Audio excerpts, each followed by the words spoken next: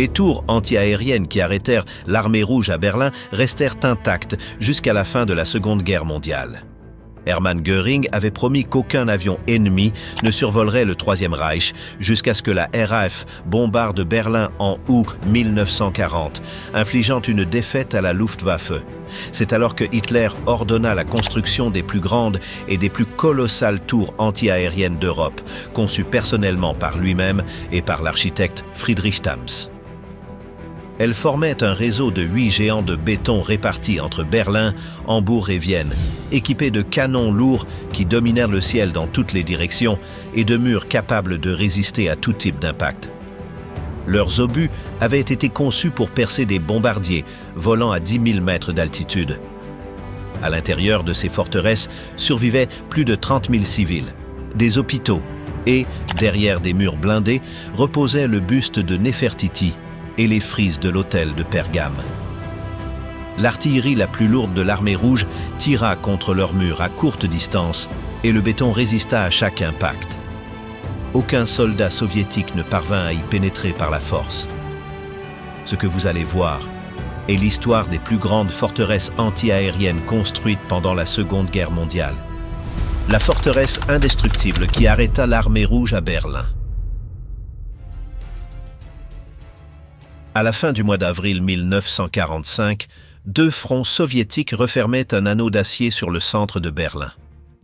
Plus de 2 millions de soldats, des dizaines de milliers de pièces d'artillerie et des milliers de chars convergeaient vers une capitale défendue par les restes de divisions anéanties, des bataillons de vieillards du Volkssturm et des adolescents armés de grenades anti-chars. Les obus s'abattaient sur la ville à un rythme qui pulvérisait des pâtés de maisons entiers, tandis que les colonnes blindées progressaient carrefour après carrefour en direction du quartier gouvernemental. Au milieu de ce paysage de façades éventrées, une masse grise demeurait intacte au-dessus des arbres calcinés du Tiergarten. La tour du zoo s'élevait à près de 40 mètres de hauteur, occupait une base carrée de 70 mètres de côté et protégeait son intérieur par des murs en béton armé atteignant jusqu'à 3,50 mètres d'épaisseur. Sur son toit, 8 canons de 12,8 cm, montés sur 4 affûts doubles, étaient pointés vers un ciel d'où ne venaient plus les bombardiers. L'ennemi avançait désormais par voie terrestre, et la forteresse tourna ses armes contre lui. Ce changement de rôle s'était produit en l'espace de quelques jours. Jusqu'à la 3e semaine d'avril, les équipages poursuivaient leur routine habituelle, surveiller le ciel, entretenir les pièces d'artillerie et attendre des raids aériens qui se faisaient désormais très rares, les bombardiers ennemis ayant déjà épuisé leur liste d'objectifs au-dessus d'une ville réduite à des squelettes de façade. Puis, les premiers obus de l'artillerie terrestre tombèrent sur les rues du centre. Tirés depuis des positions que les observateurs installés sur les plateformes pouvaient repérer grâce à leurs télémètres. La guerre changea alors complètement de nature. La menace cessa de venir du ciel pour surgir de toutes les directions. Les guetteurs postés sur le toit, entraînés pendant des années à mesurer l'altitude et la trajectoire des formations aériennes, se mirent à répertorier les éclairs des batteries, les concentrations de blindés et les mouvements d'infanterie sur un horizon noyé de colonnes de fumée. La tour disposait du meilleur poste d'observation de Berlin et ses télescopes virent l'encerclement se resserrer jour après jour, rue après rue, jusqu'à ce que l'ennemi arrive à portée de ses propres canons. Le général Otto Sidow, commandant de la première division anti-aérienne de Berlin, dirigeait depuis ce complexe la défense d'une ville qui ne disposait plus de sa propre aviation. Son poste de commandement se trouvait dans la tour de conduite de tir, construite à environ 300 mètres de la structure principale et reliée à celle-ci par des câbles blindés enfouis sous le parc.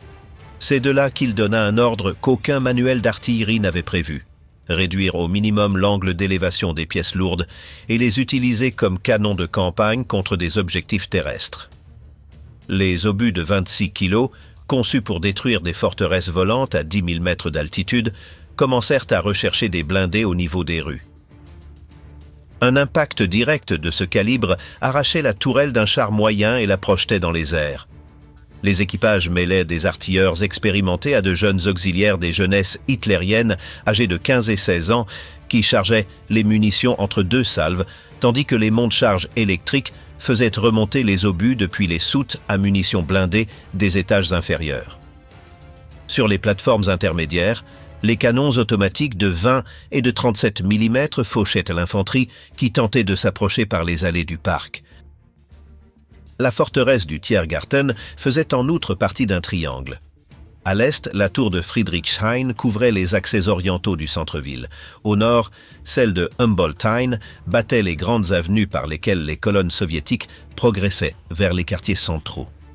Les trois structures croisaient leur feu au-dessus des toits et transformaient chaque approche du cœur administratif du Reich en un couloir balayé par l'artillerie lourde. Les assaillants pouvaient les contourner, les isoler et les laisser derrière eux, mais aucune rue située à leur portée n'échappait au feu de leurs pièces. Au pied de la forteresse du Tiergarten s'étendait en outre un décor irréel. Le zoo qui donnait son nom à la tour agonisait au milieu des cratères. Les cages éventrées par l'artillerie laissaient errer les derniers animaux survivants parmi les tranchées et les arbres déracinés, tandis que les soigneurs encore présents partageaient les allées avec les fantassins chargés de défendre le périmètre.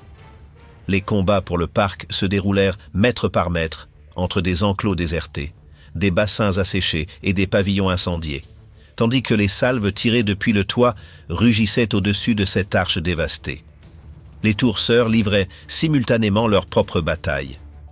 Celle de Humboldthain maintint ses pièces en action contre les colonnes qui descendaient des quartiers du nord jusqu'au tout dernier instant des combats, les obus passant au-dessus de gares ferroviaires transformées en forteresses. Celle de Friedrichshain, encerclée avant les autres par la marée des assaillants, demeura isolée comme un récif. Les assaillants s'écoulèrent autour de ces murs en direction du centre sans même tenter d'escalader cette paroi verticale hérissée de canons automatiques. Dans la nuit du 28 avril 1945, 2 divisions de fusiliers de la 3e armée de choc se lancèrent à l'assaut du pont Moltke, le dernier passage encore praticable sur la Spree, dans l'axe conduisant au Reichstag. Les charges de démolition allemandes n'explosèrent que partiellement, et l'ouvrage, endommagé mais toujours debout, se transforma en un entonnoir mortel. L'infanterie retranchée dans les bâtiments de la rive sud ralentissait les assaillants à l'aide de lance-grenades, tandis que les chars soviétiques avançaient à travers la fumée. Lorsque le vent dissipa les rideaux de brouillard artificiel, les artilleurs de la tour du zoo obtinrent une ligne de tir le long de la rivière. Les pièces lourdes ouvrirent le feu en trajectoire tendue et les premières blindées explosèrent directement sur la chaussée. Les impacts latéraux transperçaient les blindages de part en part et, en quelques minutes, le pont fut jonché de véhicules en flammes qui bloquaient l'avance des suivants. Les fusiliers durent traverser à pied, sautant parmi les carcasses fumantes sous un feu venu de plus de 2 km de distance. Le 30 avril 1945, l'infanterie soviétique se concentra devant le Reichstag pour l'assaut final. Entre ses positions et le grand escalier du bâtiment s'étendait une vaste esplanade à découvert, sans autre protection que des cratères et des tranchées inondées. Chaque tentative d'avance de jour se terminait sous une pluie d'obus de gros calibre provenant de l'ouest. Les observateurs identifièrent Maïchil l'origine de ces tirs. Les canons de la tour du zoo, située à 2 km, balayant cet espace découvert par des salves d'une grande précision, et obligeaient les assaillants à ramper dans la boue ou à attendre l'obscurité. Le bâtiment qui devait symboliser la victoire soviétique demeurait inaccessible en plein jour à cause de l'action d'une forteresse anti-aérienne située à l'autre extrémité du parc. Ce même après-midi, à moins de 2 km des plateformes de tir, Adolf Hitler mit fin à ses jours dans le bunker de la chancellerie. Les canons installés sur le toit continuèrent à tirer pendant encore 2 jours. Le commandement soviétique riposta en engageant son artillerie la plus lourde. Les obusiers de 203 mm, conçus pour détruire des fortifications permanentes, furent avancés jusqu'à des positions de tir direct et tirèrent obus après obus contre les murs. Le béton se fissura, des éclats de la taille d'un poing furent arrachés et les façades se couvrirent de cratères superficiels, mais aucun projectile ne parvint à percer la structure. Les pièces installées sur le toit répondaient entre chaque impact. Les rapports, remontant la chaîne de commandement des forces d'assaut, aboutissaient tous à la même conclusion. Prendre la forteresse d'assaut coûterait des milliers d'hommes, sans aucune garantie d'y parvenir avant la fin de la bataille. Pendant que les murs tremblaient, l'intérieur livrait son propre combat. La structure avait été conçue pour accueillir 15 000 personnes, mais, durant ces derniers jours, plus de 30 000 s'y entassaient.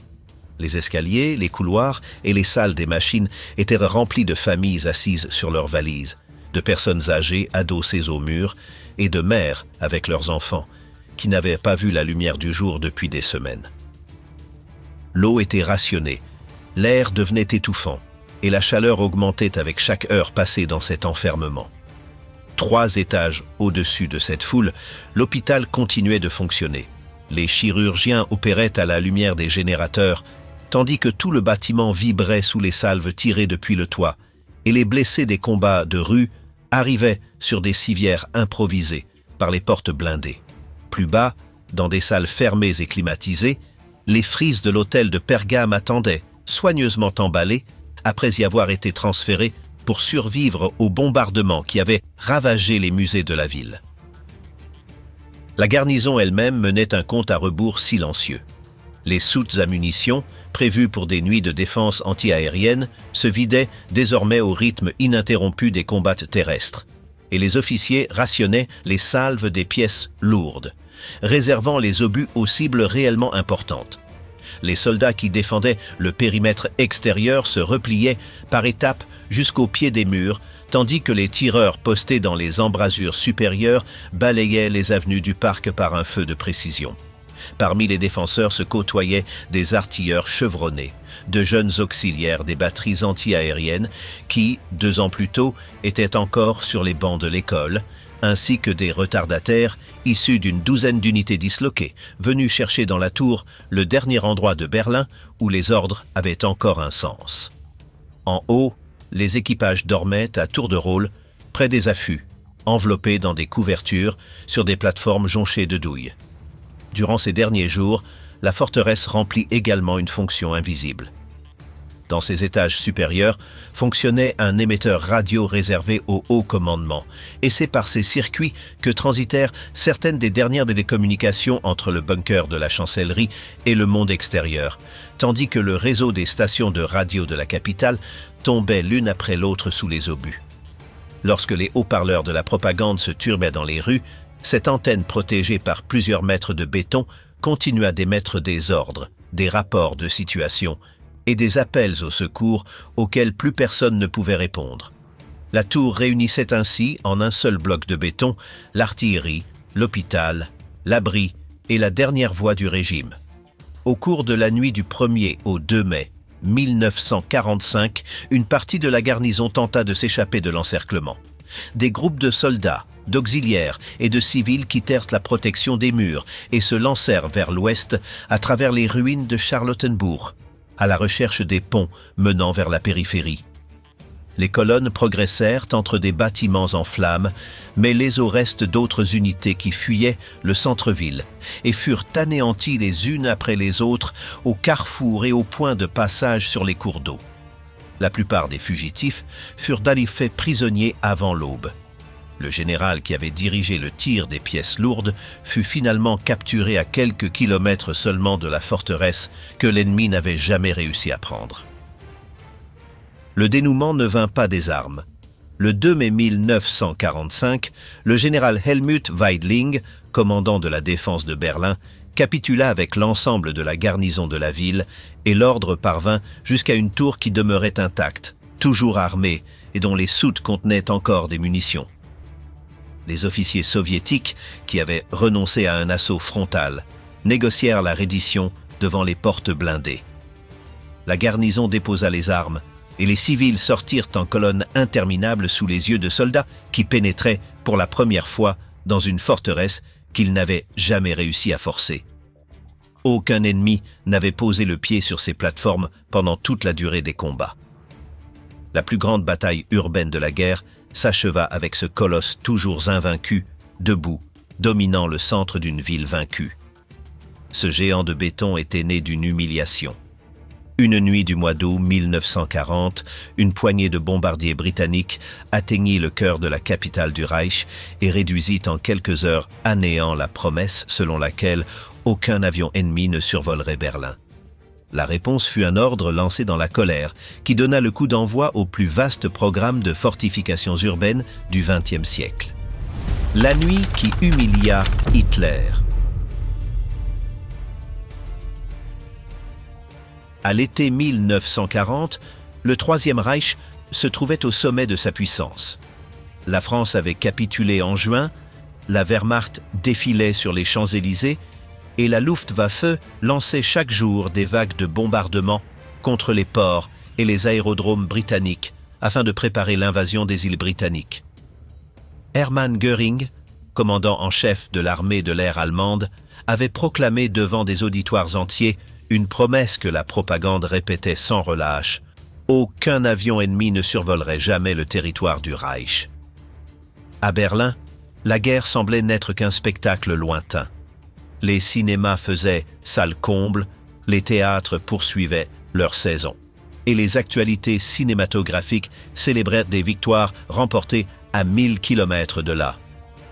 La défense anti-aérienne de la capitale existait sur le papier, avec des batteries dispersées dans les faubourgs et des projecteurs qui ne s'allumaient presque jamais, car personne au sein du commandement ne la jugeait nécessaire. La ville la mieux protégée d'Europe, répétaient les haut-parleurs, n'avait pas besoin d'abri.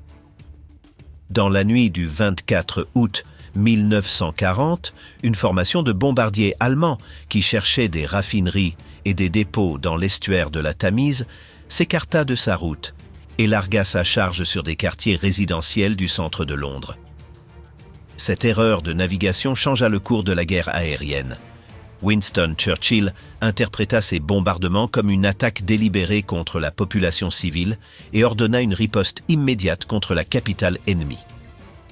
Les commandements britanniques rassemblèrent tous les appareils à long rayon d'action disponibles, calculèrent des itinéraires au-dessus de la mer du Nord et remplirent les réservoirs de carburant jusqu'à leur capacité maximale, car Berlin se trouvait à l'extrême limite du rayon d'action de leurs avions. Dans la nuit du 25 août 1940, une quarantaine d'appareils décollèrent en direction de la capitale du Reich. Les nuages couvrirent la ville, la charge de bombes était limitée et la plupart des projectiles tombèrent sur des champs, des fermes et des cabanons de jardins situés en périphérie. Les dégâts matériels furent si minimes. L'impact politique, en revanche, fut d'une toute autre ampleur. Pour la première fois depuis le début de la guerre, les sirènes hurlèrent au-dessus de Berlin et des millions de personnes descendirent à tâtons dans des caves non aménagées, sans éclairage de secours ni issue de secours. 3 nuits plus tard, un deuxième raid fit les premiers morts parmi les civils dans les rues de la capitale. Puis, avant la fin du mois, un troisième suivit. Chaque attaque reproduisait le même schéma déroutant pour les défenseurs.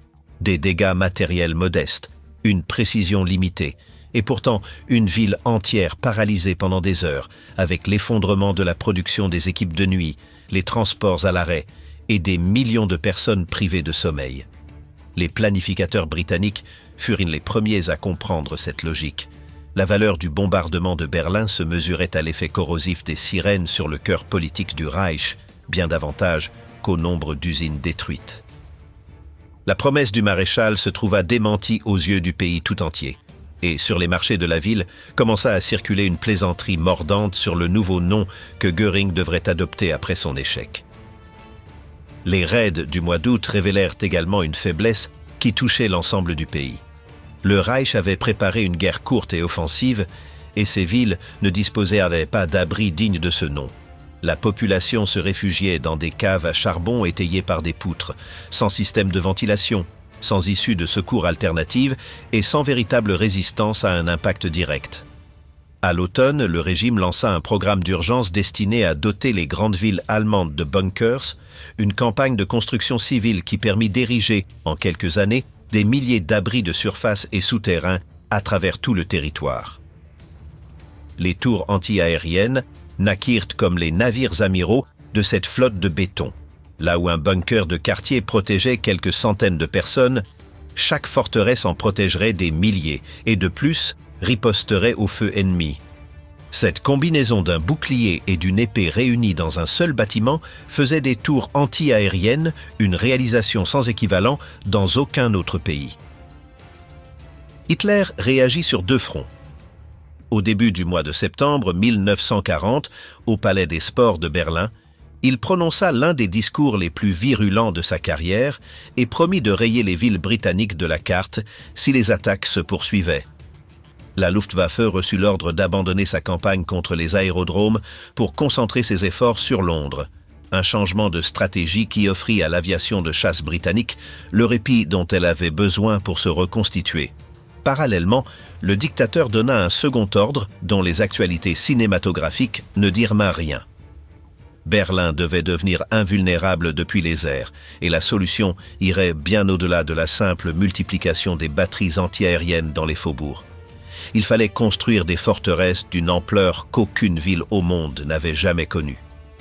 Des tours en béton armé, dressées au cœur de la ville, avec leur artillerie lourde élevée au-dessus des toits afin de tirer sur un cercle complet, des murs capables de résister à toutes les bombes existantes, et un espace intérieur pouvant abriter des milliers de civils. Hitler lui-même dessina à la main les premiers croquis de ces colosses, avec des créneaux et des volumes rappelant un château médiéval, et exigea qu'ils soient opérationnels en quelques mois. L'idée reposait sur une logique militaire que les artilleurs comprirent immédiatement. Les batteries anti-aériennes classiques, déployées au niveau du sol dans les faubourgs, voyaient à leur champ de tir obstrué par les bâtiments et les alignements d'arbres, et devenaient aveugles au-dessus même du cœur de la ville, le secteur qui avait le plus besoin d'être protégé. Élever les canons à 40 mètres changeait tout. Depuis une plateforme dominant les toits, chaque pièce contrôlait l'ensemble de l'horizon sur 360 degrés, sans angle mort, et 4 affûts doubles concentrés en un seul point produisaient une puissance de feu plus efficace qu'une douzaine de batteries dispersées. La forteresse apportait ce qu'aucune position de campagne ne pouvait offrir, des soutes à munitions à l'épreuve des bombes directement sous les canons. Des équipages pouvant se reposer à l'abri entre les attaques et la certitude qu'aucun bombardement ennemi ne réduirait jamais la position au silence.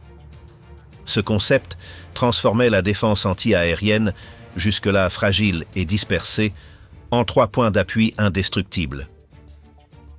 Le projet fut confié à Friedrich Thams, l'un des architectes de confiance du régime pour les ouvrages militaires. L'architecte traduisit les croquis du dictateur en structure à plan carré d'environ 70 mètres de côté et de près de 40 mètres de hauteur, doté de 4 tourelles d'angle destinées aux pièces lourdes, de galeries périphériques pour les canons automatiques et d'un corps central massif capable d'accueillir des milliers de réfugiés. L'esthétique répondait au goût du commanditaire, du béton brut aux proportions d'une forteresse teutonique, un château du XXe siècle, visible depuis une grande partie de la ville. Le bureau de l'inspecteur général des constructions, dirigé par Albert Speer, désigna les emplacements sur le plan de Berlin. Le parc du Zoo, à proximité du quartier gouvernemental, le parc de Friedrichshain à l'est et celui de Humboldten au nord. 3 points formant un triangle de feu au-dessus du cœur de la capitale. Ce qui suivit fut une mobilisation industrielle sans précédent en temps de paix intérieure. En octobre 1940, les excavatrices pénétrèrent dans le parc du Zoo et commencèrent à abattre des arbres centenaires. Le réseau ferroviaire national reçut l'ordre d'accorder une priorité absolue aux convois destinés aux chantiers, avant les trains de voyageurs et les approvisionnements civils. 1600 tonnes de ciment, de gravier et d'acier arrivaient chaque jour par train, par camion et par péniche jusqu'au pied des coffrages. Les équipes se succédaient sans interruption, et la nuit, les chantiers continuaient de fonctionner sous des batteries de projecteurs, tandis que le reste de Berlin s'éteignait à chaque alerte aérienne. Le béton était coulé en continu afin d'éviter la formation de joints fragiles dans les murs, et les équipes dormaient par roulement à côté des bétonnières. Parmi les milliers d'ouvriers employés par les entreprises sous-traitantes, travaillaient également des prisonniers de guerre et des travailleurs forcés amenés des territoires occupés. Des hommes qui construisirent de leurs propres mains les forteresses du régime qui les retenait. L'ampleur du chantier engloutit les ressources de la ville. Le ciment disparut des entrepôts civils. Les travaux privés furent interrompus par manque de matériaux et les grues de plus grande capacité de la région furent réquisitionnées et concentrées dans les 3 parcs. Les coffrages formaient des forêts de bois atteignant plusieurs étages de hauteur, alimentés par des scieries travaillant exclusivement pour le projet, tandis que les pompes à béton propulsaient le mélange jusqu'à des hauteurs qu'aucune construction allemande n'avait encore atteintes. Les Berlinois venaient le dimanche observer depuis les barrières, calculant à voix basse combien de maisons auraient pu être construites avec ces montagnes de matériaux. Le régime encourageait cette curiosité. Une œuvre impossible à dissimuler devint un outil de propagande, la preuve visible que l'affront du mois d'août recevrait une réponse de granit. 6 mois après les premiers travaux de terrassement, la tour du Zoo entra en service en avril 1941 avec ses pièces installées et ses soutes à munitions remplies. Celle de Friedrichshain fut achevée à l'automne de la même année et celle de Humboldt-Tann au printemps suivant.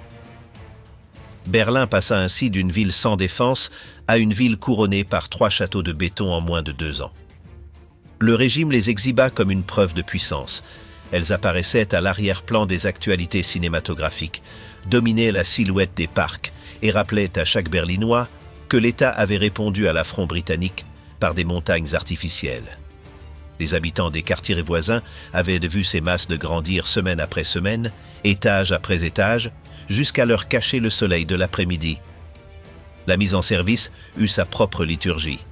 Les premières salves d'essai de la tour du Zoo firent trembler les vitres d'une grande partie du quartier et provoquèrent une avalanche d'appels vers les casernes de pompiers de la part d'habitants convaincus qu'un bombardement venait de commencer. La presse locale dut publier des avertissements concernant les exercices de tir, et les Berlinois apprirent à distinguer le grondement sec et rythmé des pièces de leur propre défense du fracas chaotique des bombes ennemies. Sur les plateformes furent installées les équipes permanentes.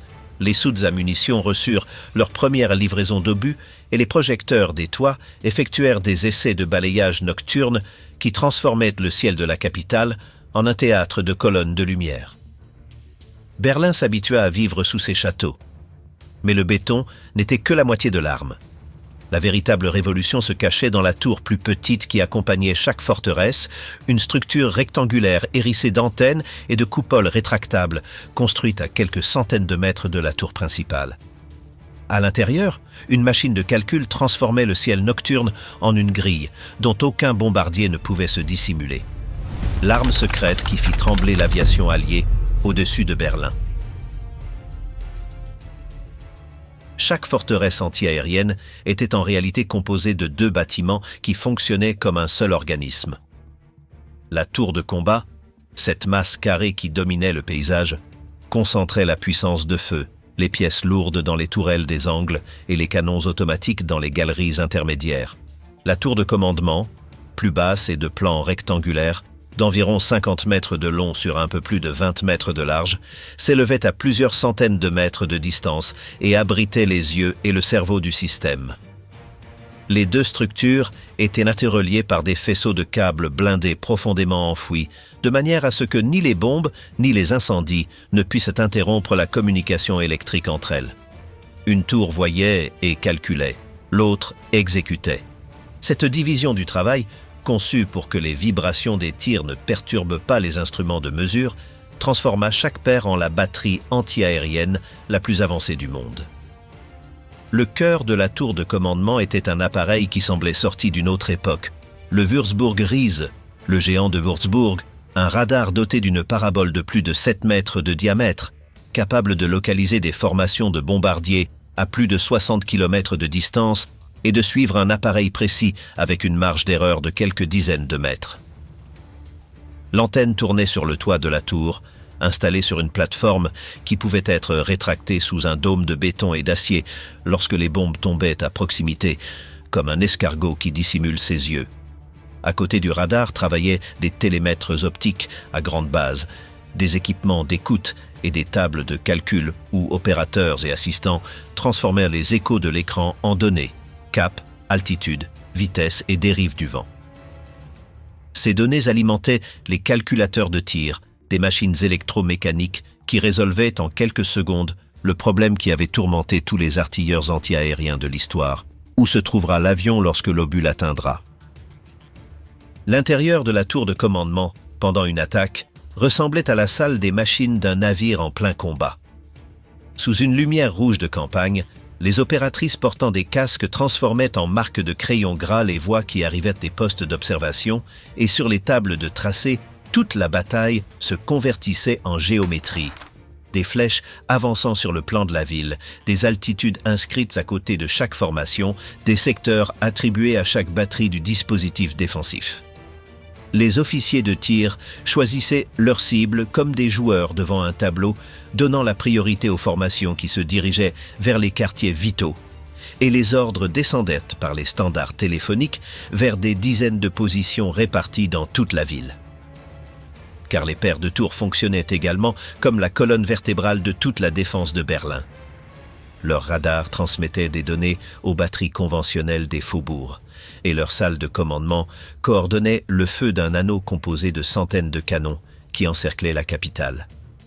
La réponse voyageait par les câbles enterrés jusqu'à la tour de combat sous la forme d'impulsions électriques. Dans les tourelles, les pièces lourdes recevaient directement les données dans leur mécanisme de pointage.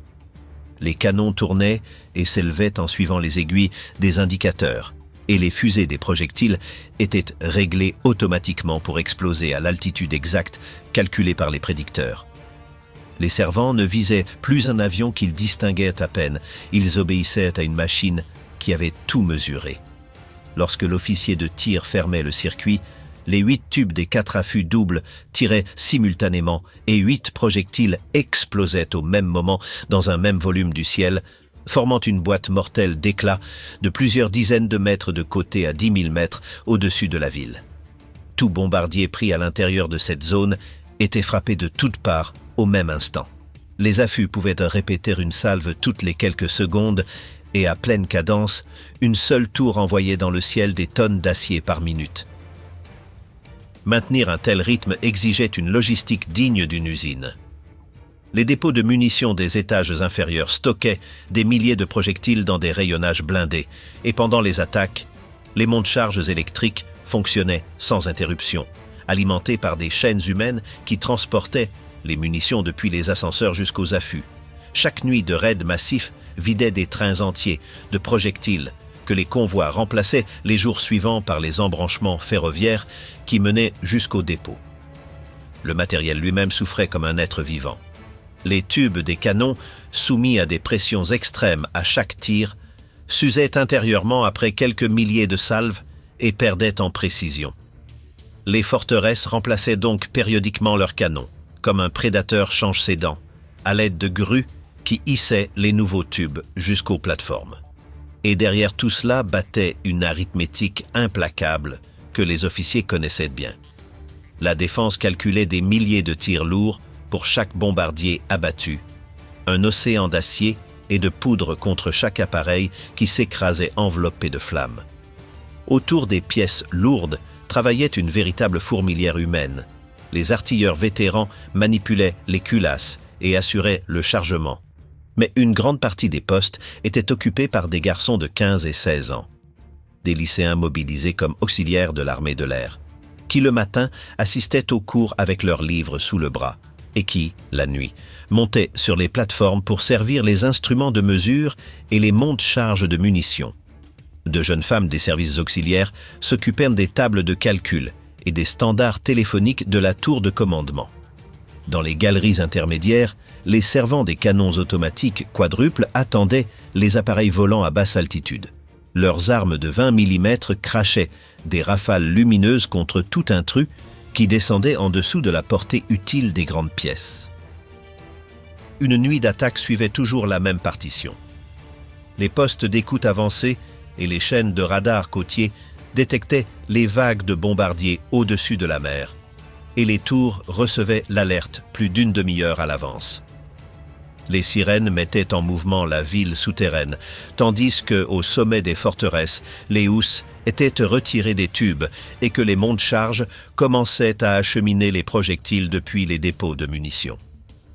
Les grands projecteurs de 150 cm, répartis dans les parcs et les terrains dégagés, allumaient des colonnes de lumière qui balayaient les nuages.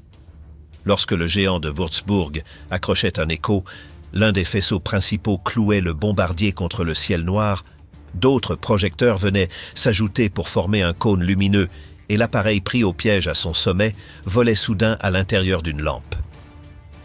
Alors les tours entraient en action.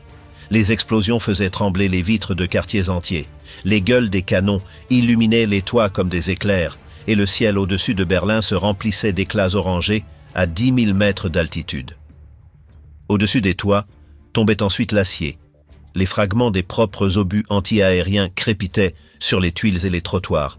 Et le lendemain matin, les enfants de la ville parcouraient les rues à la recherche de morceaux encore tièdes pour les échanger dans la cour de l'école.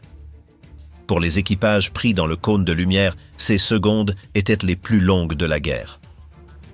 Le pilote lançait son appareil dans des manœuvres désespérées, des piquets en spirale et des changements de cap violents qui projetaient les membres d'équipage contre les cloisons, essayant de s'échapper du sommet lumineux avant l'arrivée de la première salve calculée.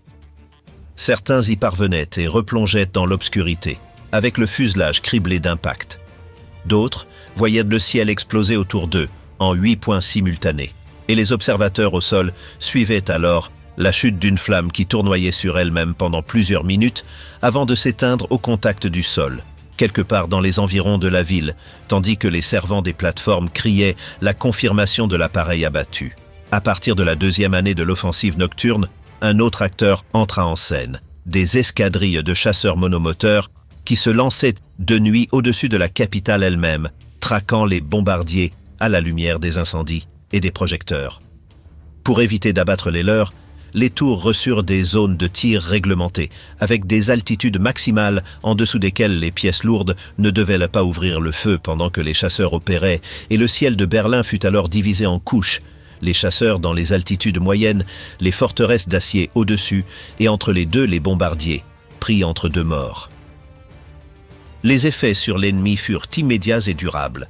Les équipages britanniques apprirent à craindre le triangle de feu du centre de Berlin et les planificateurs dessinèrent les routes d'approche en évitant les secteurs battus par les forteresses, ce qui poussait les vagues de bombardiers vers des couloirs prévisibles où les attendaient les chasseurs de nuit. Les appareils qui attaquaient le centre étaient contraints de voler plus haut, et chaque mètre supplémentaire d'altitude réduisait la précision des bombardements sur les objectifs. Aucun bombardier ne détruisit jamais l'une des tours, et les pilotes cessèrent d'essayer. Les impacts directs égratignaient à peine les toits de plusieurs mètres d'épaisseur, tandis que s'approcher en ligne droite d'une plateforme tirant des salves calculées revenait à une condamnation. Les forteresses devinrent les seuls endroits de la ville où la guerre aérienne se livrait à armes égales. Le duel, cependant, évolua. Au milieu de l'année 1943, les attaquants inaugurèrent une arme aussi simple que dévastatrice. Des nuages de bandes de papier métallisé largués par millions depuis les avions, qui remplissaient dans les écrans des radars d'écho artificiels et transformaient l'image du géant de Würzburg en une tempête de neige impossible à déchiffrer. Pendant des semaines, les opérateurs des tours de commandement poursuivirent des fantômes, tandis que les véritables bombardiers traversèrent le brouillard électronique. Les techniciens répondirent avec des filtres, de nouvelles fréquences et des opérateurs formés à distinguer le clignotement d'un véritable écho, et la chasse continua, toujours plus aveugle et plus féroce. À partir du printemps de 1944, les tours connurent également la guerre en plein jour. L'aviation américaine mena au-dessus de Berlin ses raids diurnes, avec des formations de centaines de bombardiers quadrimoteurs avançant en blocs compacts, laissant le ciel strié de traînées blanches, escortés par des essaims de chasseurs à longs rayons d'action. Pour les servants des plateformes, le spectacle était aussi hypnotique qu'effrayant. Pour la première fois, ils voyaient à leur ennemi de leurs propres yeux, un fleuve argenté d'appareils traversant le ciel bleu en formation parfaite, apparemment indifférent aux centaines de petits nuages noirs que les batteries semaient sur son passage. Les tours tiraient alors par concentration, accumulant des salves calculées sur la trajectoire des formations, et les observateurs comptaient les appareils qui se détachèrent des blocs en laissant derrière eux des traînées de fumée. Le duel diurne obéissait à une autre arithmétique et à une autre cruauté. Les membres d'équipage qui sautaient en parachute descendaient pendant plusieurs minutes sous les yeux de toute la ville qu'ils venaient de bombarder. Durant l'hiver suivant, lorsque l'aviation britannique lança sa grande offensive contre la capitale et que les raids massifs se répétèrent pendant des mois, les tours berlinoises tirèrent des dizaines de milliers de projectiles lourds et leurs toits restèrent marqués par les éclairs continus des salves.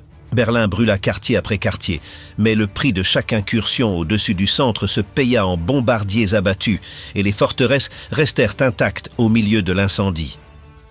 Sous les plateformes de tir, pendant ce temps, existait un autre monde que les équipages ennemis ne virent jamais.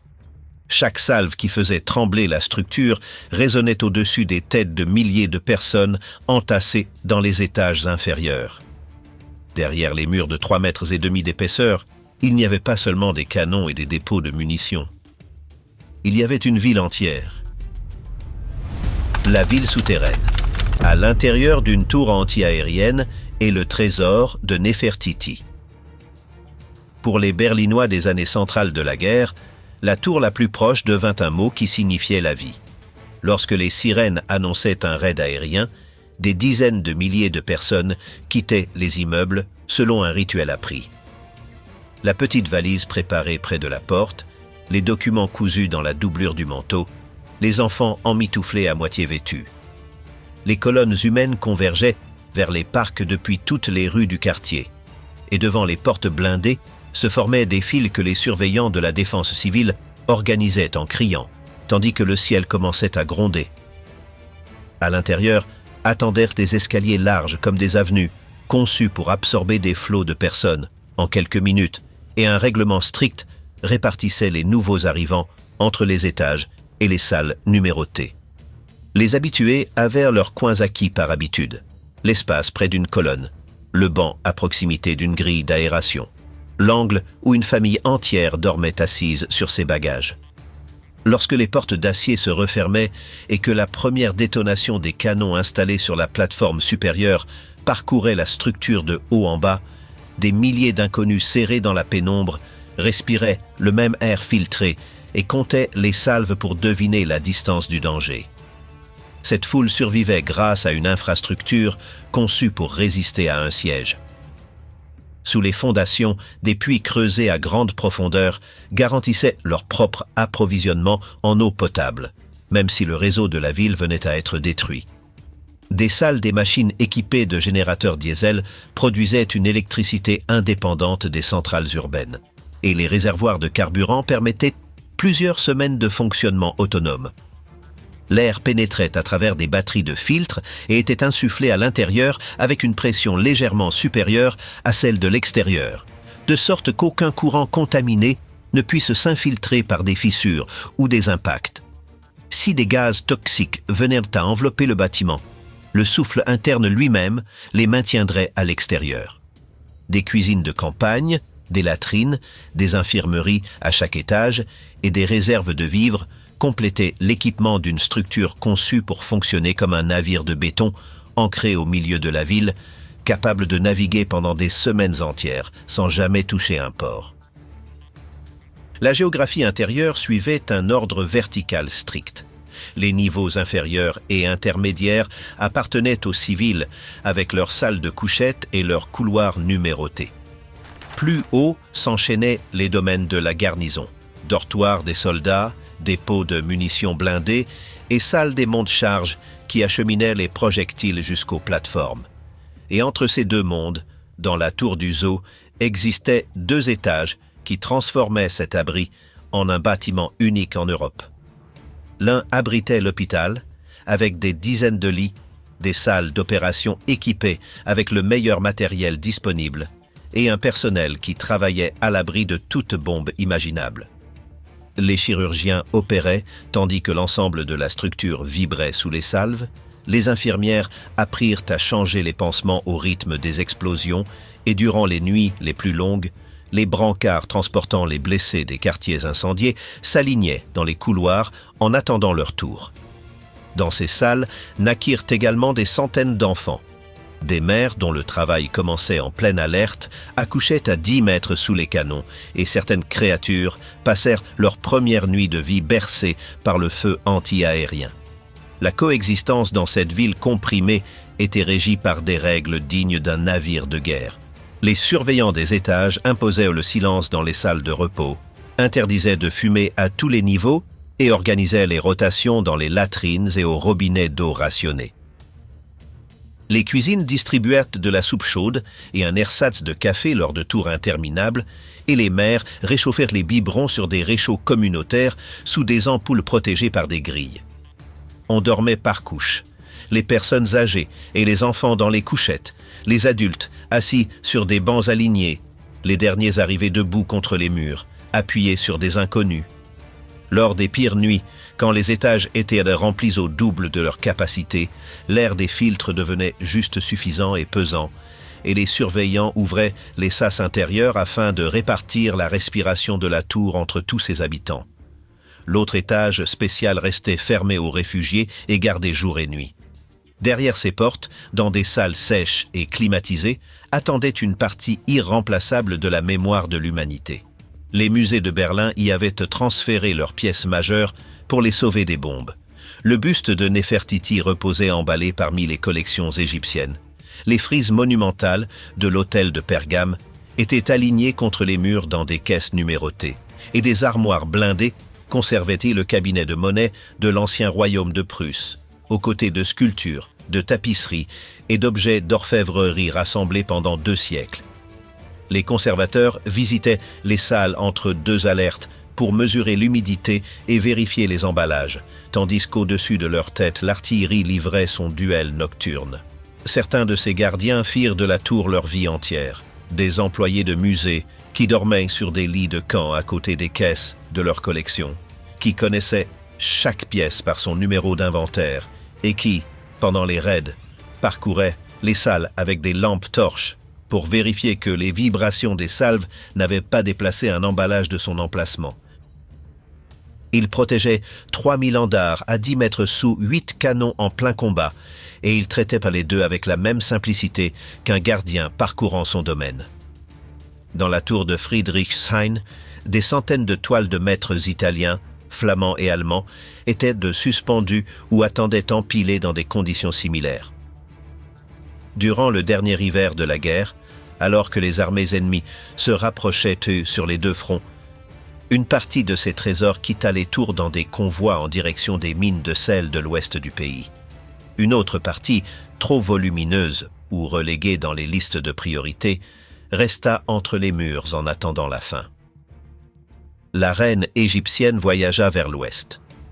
Les frises de Pergame et les toiles de Friedrichshain restèrent sur place. Il y eut des nuits où la frontière entre le refuge et l'enfer ne mesura que quelques mètres de béton. Dans la nuit du 22 novembre 1943, un raid massif déversa sur l'ouest de Berlin un tapis de bombes explosives et incendiaires qui transforma en brasier l'ensemble du zoo autour de la tour. À l'intérieur, des milliers de réfugiés écoutaient à travers les murs un concert méconnaissable, le grondement des propres salves de la tour mêlé aux explosions proches et à des bruits que personne ne sut identifier avant le lendemain matin. Lorsque les portes s'ouvrirent, les occupants sortirent dans un paysage dévasté où les pavillons brûlaient encore. Le grand aquarium avait explosé en dispersant ses bassins le long des allées, et les corps d'éléphants, de fauves et d'oiseaux exotiques gisaient parmi les cages détruites. Les soigneurs parcouraient les ruines à la recherche de survivants parmi les animaux, tandis que la tour, intacte au centre du désastre, fumait sous la chaleur de ses propres canons.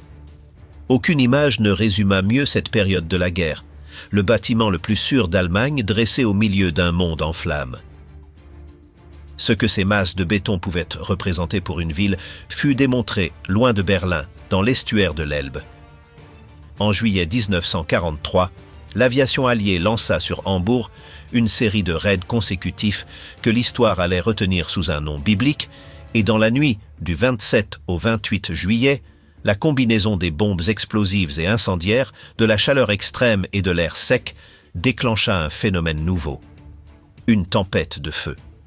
Les incendies de quartiers entiers fusionnèrent en un seul fourneau qui aspirait l'oxygène des rues et générait des vents d'une violence cyclonique capables d'arracher les arbres et d'emporter les personnes vers les flammes. Le bitume brûla sur les chaussées. Des dizaines de milliers de personnes périrent en une seule nuit, beaucoup d'entre elles asphyxiées dans des caves où l'air s'épuisa brutalement. Au milieu de cet enfer, la grande tour anti-aérienne du centre-ville demeura comme une île. Ses filtres continuèrent à fournir de l'air respirable aux milliers de personnes entassées à l'intérieur, tandis qu'au dehors, l'oxygène disparaissait et ses murs isolèrent de la chaleur une foule qui écoutait le rugissement de l'ouragan de feu à travers le béton. Dans les jours suivants, alors qu'un tiers de la ville avait été réduit en cendres, les tours de Hambourg continuèrent de fonctionner comme refuge, hôpital et point de rassemblement pour une population privée de logement. Certaines nuits, la forteresse du centre parvint à enfermer 25 000 personnes, soit plus du double de ce que leur concepteur avait prévu. Ce salut avait une frontière invisible qui dépeint le régime mieux que n'importe quel discours. Les milliers de travailleurs forcés et de prisonniers de guerre qui vivaient dans les baraquements du port de Hambourg, les mêmes hommes qui avaient coulé le béton des tours, avaient l'interdiction d'entrer dans les refuges qu'ils avaient construits. Lorsque les sirènes retentissaient, la population allemande courait vers les portes blindées, tandis qu'eux restaient dehors dans les camps installés près des bassins portuaires que les bombes visaient de préférence. La forteresse protégeait la ville, mais la ville décidait qui méritait d'être protégé. Vienne crut pendant des années que la guerre aérienne ne l'atteindrait jamais. La distance la protégeait des aérodromes britanniques, et la ville vécut la moitié du conflit sans connaître les sirènes, jusqu'à ce que la chute de l'Italie mette ses toits à portée des bombardiers américains décollant depuis le sud.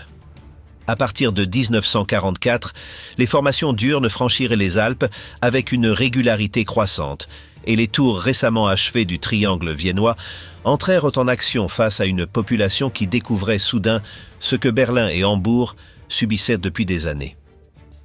Les salves au-dessus de la vieille ville, répercutées en écho entre les palais baroques, devinrent la nouvelle bande sonore de la ville de la musique. Durant les derniers mois de la guerre, les tours viennoises connurent également une autre forme de vie, celle des occupants permanents. Des familles qui avaient perdu leur logement dans les bombardements s'installèrent durablement dans les salles de refuge, avec leurs matelas, leurs petits réchauds et leur linge suspendu entre les colonnes de béton. Les enfants apprirent les couloirs comme on apprend les rues de son quartier, et les personnes âgées occupaient chaque après-midi les mêmes chaises près des mêmes grilles d'aération. La guerre avait transformé les machines destinées à abattre les bombardiers en immeubles d'habitation les plus sûrs du continent. Cette sécurité avait un revers que les médecins de l'époque commencèrent à nommer à voix basse. L'enfermement répété, l'air lourd, l'obscurité imposée et le grondement des salves provoquèrent chez de nombreux réfugiés un épuisement nerveux qui se manifestait par des tremblements, des insomnies et des crises de panique à chaque nouvelle sirène. Certains préférèrent risquer leur vie dans leur cave habituelle plutôt que de replonger dans la foule du bunker. Et pourtant, lorsque les raids augmentèrent en ampleur et en fréquence, les files devant les portes blindées devinrent chaque nuit plus longues, car les quartiers entiers qui brûlaient autour démontraient une vérité simple. À l'intérieur des tours, personne ne mourait sous les bombes. Aucune de ces foules ne savait que les forteresses qui les protégeaient appartenaient à différentes générations d'une même lignée. La conception avait évolué de ville en ville, tirant des enseignements de chaque bombardement et de chaque pénurie, jusqu'à atteindre à Vienne une forme finale qui ne ressemblait plus à un château. L'évolution de ces créatures de béton est l'histoire d'ingénieurs luttant contre la pénurie. Ainsi évolua la forteresse la plus redoutée du Troisième Reich. 8 couples de béton parvinrent à s'élever au-dessus des villes du Reich, 3 à Berlin, 2 à Hambourg et 3 à Vienne. Vues depuis les airs, elles semblaient être des variations d'un même monstre, mais quiconque les aurait examinées de près aurait découvert 3 créatures différentes, 3 générations d'une même lignée qui évolua au rythme des bombardements et des pénuries. Friedrich Thams resta à la tête de la conception durant tout le processus et sa table à dessin enregistra comme un sismographe la détérioration de la situation matérielle du Reich. Chaque nouvelle génération consommait moins d'acier, occupait moins d'espace au sol et exploitait mieux chaque tonne de béton que la précédente. La première génération fut celle du château, les 3 tours de Berlin et la première de Hambourg, installées sur l'esplanade du Heiligengeistfeld, près du quartier portuaire de St. Pauli, partageaient la même empreinte carrée de 70 mètres de côté et la même hauteur proche de 40 mètres. Leurs 4 tourelles d'angle élevaient les affûts lourds au-dessus de la couverture principale. Les galeries périphériques accueillaient les canons automatiques et l'ensemble reprenait l'esthétique que le dictateur avait griffonnée dans ses croquis. Des créneaux de béton, des volumes massifs, la silhouette d'une forteresse teutonique agrandie à l'échelle industrielle. La tour de Hambourg de cette génération fut construite en seulement 300 jours grâce au travail d'un millier de travailleurs forcés et inaugura ses affûts avec des pièces de 10,5 cm qui furent rapidement remplacées par les doubles de 12,8 cm, le calibre définitif de toutes les forteresses. Ces premiers colosses démontrèrent que le concept fonctionnait, mais révélèrent également ses défauts.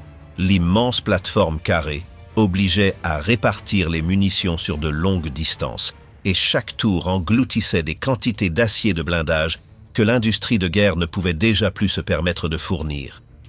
Parce que le contexte avait changé. Lorsque les excavatrices ouvrirent les fondations de la 2e génération, le Reich combattait déjà dans les steppes soviétiques et chaque tonne d'acier avait un propriétaire avant même de sortir du four.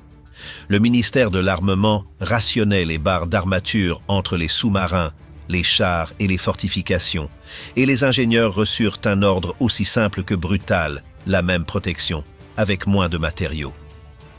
La réponse fut un bâtiment plus concentré. La 2e génération, construite dans le quartier portuaire hambourgeois de Wilhelmsburg et dans le parc viennois d'Arnberg, réduisit l'emprise au sol à environ 57 mètres de côté et gagna en hauteur jusqu'à dépasser 41 mètres. Les affûts lourds furent regroupés sur une couverture plus compacte.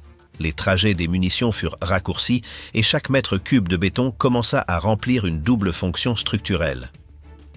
La tour de Wilhelmsburg, élevée à proximité des bassins afin de protéger le plus grand port du Reich, encaissa 8 impacts directs de bombes au cours de la guerre et continua à tirer avec une couverture marquée de cratères. L'intérieur évolua également d'une génération à l'autre. Les sas d'accès reçurent des chambres doubles contre les gaz, les hôpitaux embarqués furent intégrés comme équipement standard, et les monte-charges de munitions furent repensées afin d'alimenter la couverture compacte avec moins de personnel. Les ingénieurs tirèrent les leçons des rapports de chaque bombardement.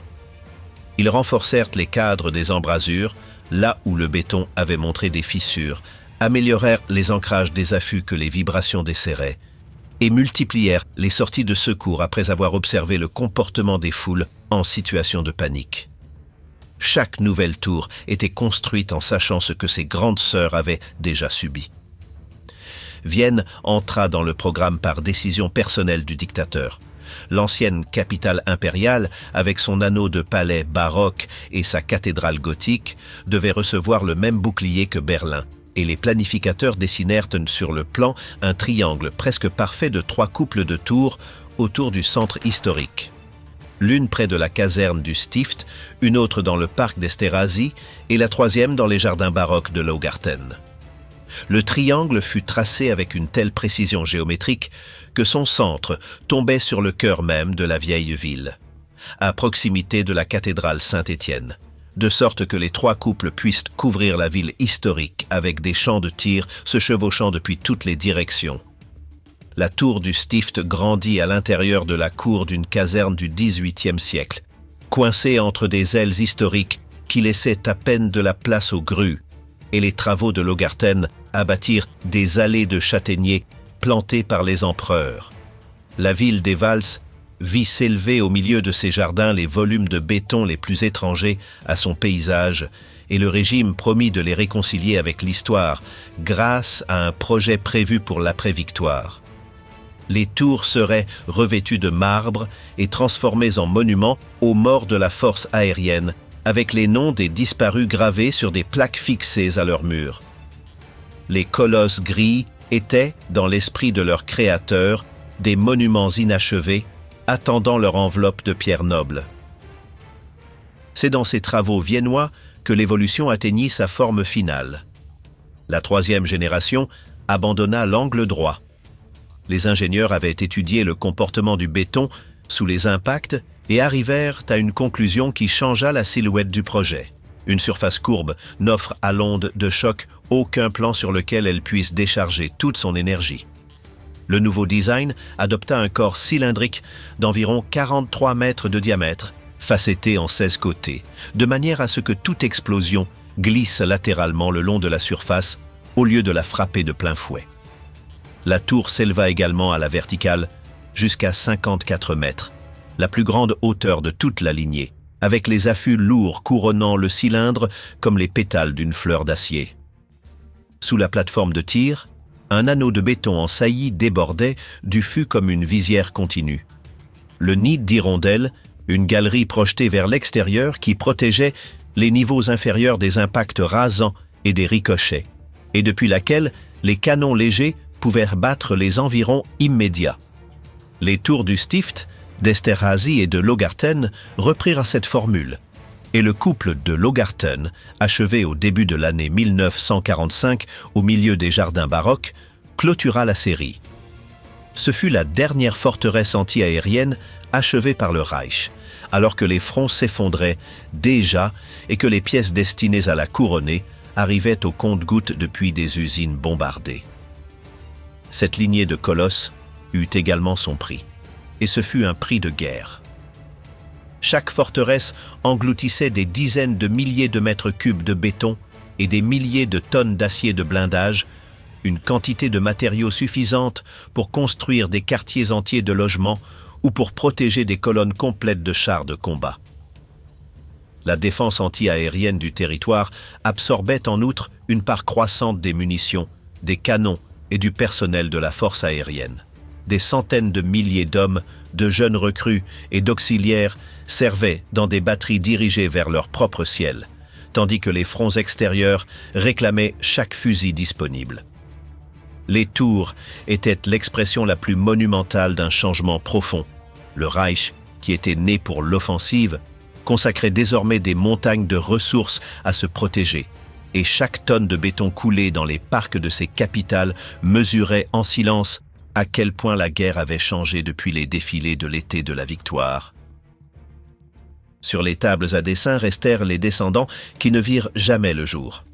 Les plans prévoyaient des couples de tours pour Munich et pour Brême, et dans les bureaux circulèrent des projets d'une 4e génération gigantesque, des colosses 3 fois plus grands et dotés d'une puissance de feu 3 fois supérieure qui auraient transformé chaque ville en hérisson de béton.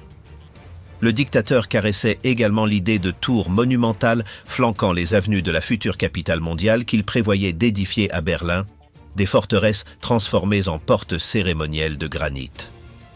La défaite classa tous ces plans dans les archives. Ce qui avait été construit était pourtant déjà suffisant pour poser aux vainqueurs un problème qu'aucun état-major n'avait prévu. Car en mai 1945, le Reich cessa d'exister, mais ses 8 couples de forteresses demeuraient debout, intacts, dominant 3 des grandes villes d'Europe. Les armées d'occupation les regardèrent comme on regarde une arme chargée entre les mains d'un mort, et elles décidèrent de les effacer de la carte. Ainsi vivant aujourd'hui les forteresses que Hitler avait construites pour durer 1000 ans. L'après-guerre des tours commença par une tragédie qui n'eut rien à voir avec des explosifs.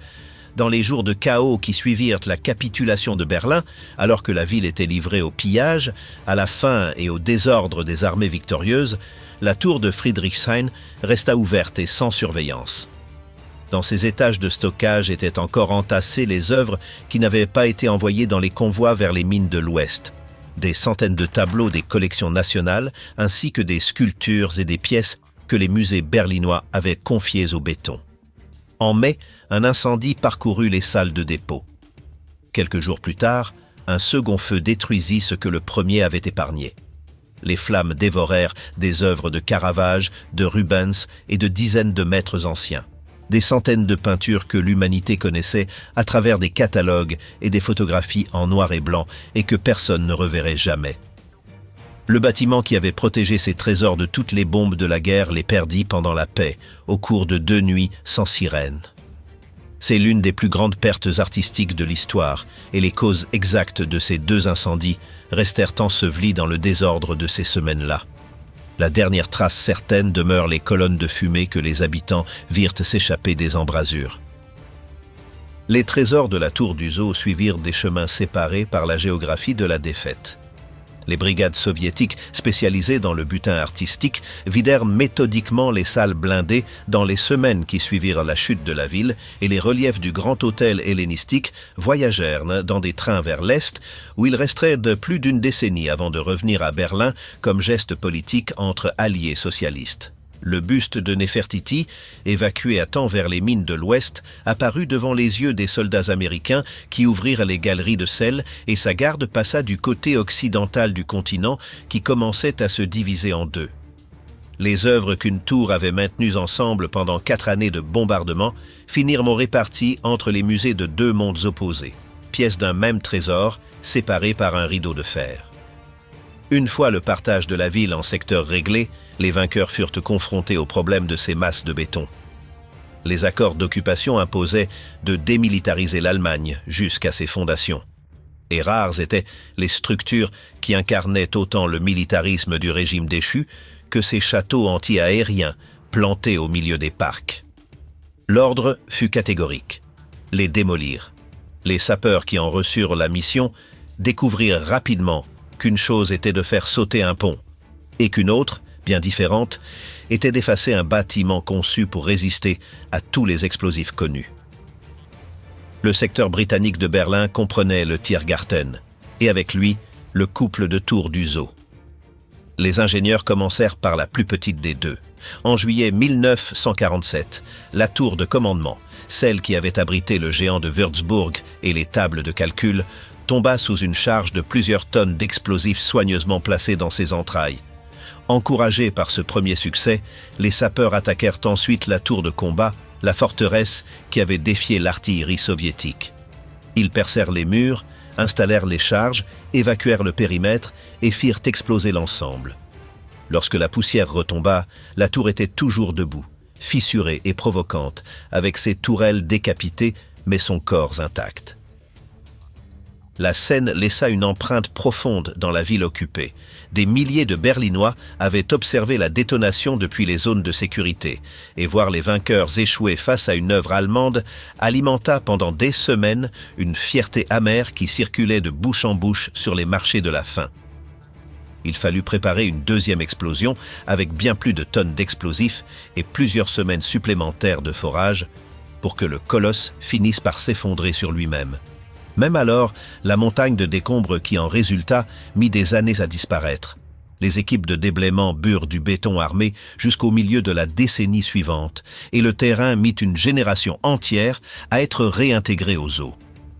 Aujourd'hui, à l'endroit exact où 8 canons avaient arrêté l'armée rouge, s'étend l'enclos des hippopotames du zoo de Berlin et aucune plaque ne rappelle aux visiteurs ce qui se trouvait autrefois sous leurs pieds.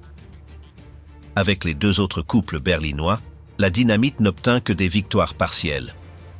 À Humboldthain, la proximité immédiate d'une ligne ferroviaire essentielle empêcha l'utilisation de charges maximales. L'explosion fit tomber la moitié sud de la tour de combat, mais les 2 tourelles du nord résistèrent, et les occupants choisirent d'ensevelir l'ensemble sous des montagnes de gravats provenant de la ville détruite. À Friedrichshain, il se produisit quelque chose de similaire. La structure, endommagée à moitié par les charges, fut recouverte de débris jusqu'à devenir une colline. Berlin résolut ainsi ce qu'elle ne pouvait pas détruire. Elle le transforma en paysage. Des décennies plus tard, les parcs avaient digéré leurs monstres. Les 2 tourelles survivantes de Humboldthain émergent encore de leur colline artificielle, couronnée par une plateforme panoramique depuis laquelle les Berlinois contemplent les couchers de soleil avec des jardins de roses plantés sur la couverture et des voies d'escalade aménagées sur les murs où se trouvaient autrefois les canons automatiques. À Friedrichshain, 2 collines verdoyantes couvertes d'arbres ondulent au-dessus des tours enterrées et des générations entières ont pique-niqué, couru et célébré des concerts sur une forteresse qui se trouve toujours là-dessous, intacte dans sa tombe de gravats. Les entrailles de Humboldthain furent également rouvertes. Des associations d'explorateurs du sous-sol berlinois organisent aujourd'hui des visites dans les niveaux encore conservés, entre des escaliers déformés par les explosions, des salles inclinées où le sol cède selon des angles impossibles et des murs qui conservent les traces de peinture phosphorescente qui guidaient les réfugiés dans l'obscurité. Les visiteurs parcourent avec casque et lampe torche les mêmes couloirs où des milliers de personnes comptaient les salves, et en hiver, les niveaux condamnés sont cédés à un autre type d'occupants, des colonies entières de chauves-souris, hibernes, suspendues au béton du Reich. À Hambourg, les Britanniques appliquèrent une solution intermédiaire avec la tour de Wilhelmsburg. Au lieu d'essayer d'abattre les murs extérieurs, ils introduisirent les charges à l'intérieur et les firent exploser dans l'enceinte, comme on éclate un fruit sans briser son enveloppe. 6 des 8 niveaux s'effondrèrent les uns sur les autres. L'intérieur fut transformé en un chaos de dalles suspendues, et la structure, trop dangereuse pour y pénétrer et trop solide pour tomber, fut condamnée et abandonnée. Pendant plus de 60 ans, elle resta ainsi. Un sarcophage gris entre les bassins portuaires jusqu'à ce que la ville décide de la ressusciter, à l'inverse de son objectif initial. Les équipes retirèrent 25 000 tonnes de gravats de ses entrailles, recouvrirent la couverture et la façade sud de panneaux solaires et installèrent au cœur du bâtiment un gigantesque réservoir d'eau chaude qui fonctionne comme une batterie thermique. L'ancienne machine de guerre fonctionne aujourd'hui comme une centrale d'énergie renouvelable et de chauffage urbain pour le quartier qu'elle protégeait autrefois, avec un café panoramique sur la couverture où se trouvaient les affûts lourds. Le bunker qui était né pour supporter des canons supporte désormais des panneaux photovoltaïques orientés vers le soleil du sud.